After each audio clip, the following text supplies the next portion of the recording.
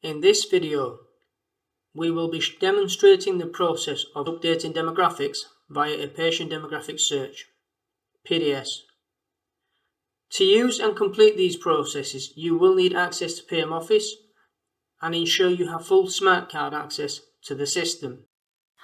All SOPs for this process can be found via the EPR SOPs desktop icon. Once you've double-clicked onto the icon and navigated through to the appropriate trust, you can either locate the appropriate SOP by going into the applicable section, or you can do a document quick search located at the top of the screen.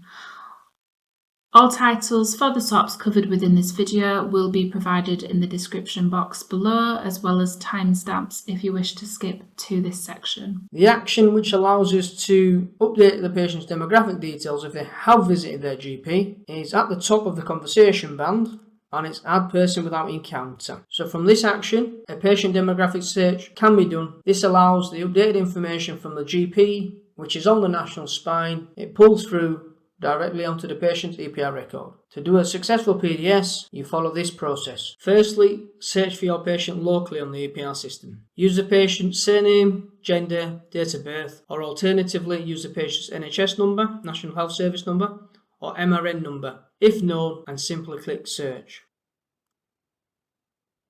If there are any details on the local EPR system for the patient, they will be displayed in the right hand side pane here. Please note, if the patient is not found, simply try different variations, i.e. address search, or add a first name in the name field tab. If an NHS number is present, but no MRN, this indicates that the patient is registered in EPR, but at another trust who use EPR. Next, we must ensure we undertake a full PDS search in order to synchronise the patient's local EPR record with what the spine holds. Or again, alternatively, find a patient on the spine which hasn't been located locally on EPR. The spine itself holds updated records of any changes made by the patients. These may include updating GP details, home addresses, telephone numbers, etc. In order to activate the PDS search option box, this one that's grayed out, you will be required to complete the minimum fields: surname, gender and date of birth, as the NHS number and the MRN number cannot be used to search the PDS or activate this PDS button. Please also note, you will not be able to perform a PDS search unless you use a smart card. Failure to use a smart card will result in locked demographic. These records, which once locked, will subsequently prevent PDS spine updates, patient appointment letters being generated and sent to patients. The display of patient demographic details on clinical documentation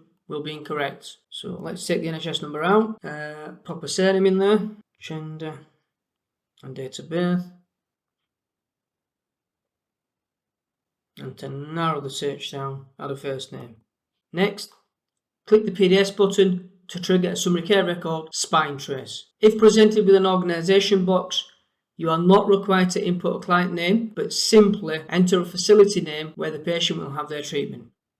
So if I type in Bradford all lowercase and hit the magnifying glass or enter, if presented with an audit message, enter a tick to acknowledge the warning, then select accept. This will prevent the message from being displayed for the next 28 days. Next, you may have one or more persons with the same names. Please ensure you highlight the correct patient by verifying this by the NHS number and the address, as well as the GP details presented. Click select. Patient's information will now be retrieved from the SCR spine. Here, you'll be presented with a PDS discrepancy screen. This is intended to highlight specific demographic differences between the spine and EPR. So the left-hand side, on the left-hand side person, namely local person, relates to the demographic information in EPR. The right-hand side person on the right-hand side screen is the PDS person, and this information is stored on the spine. You will not receive PDS notifications if a patient's GP changes, as this information automatically pulls into the EPR's patient record, as long as there is no exception messages in EPR. In addition, next of kin, parent, guardian or emergency contact information is not shared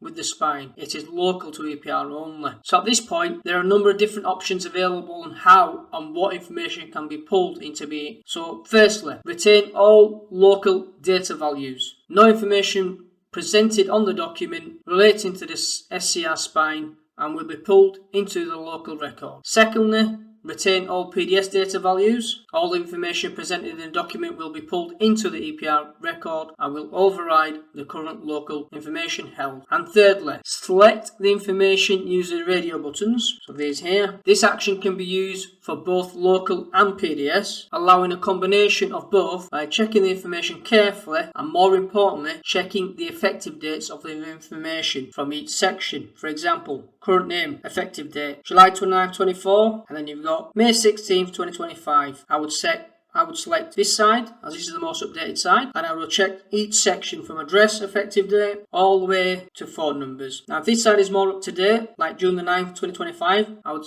select and keep the radio button on this side, rather than retaining all the values on this side from May 16, 2025. Bottom right hand side can be used to back out of the synchronization and attempt to trace again. However, selecting the back button does not cancel a PDS discrepancy notification. It merely delays the required above actions. It's most effective from the effective dates.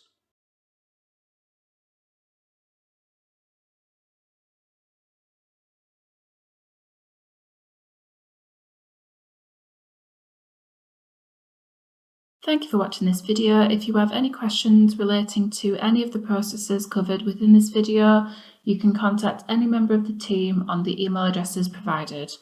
Alternatively, you can email epr.dqtraining@bthft.nhs.uk. This email account is monitored by the entire EPR training team and it is monitored daily.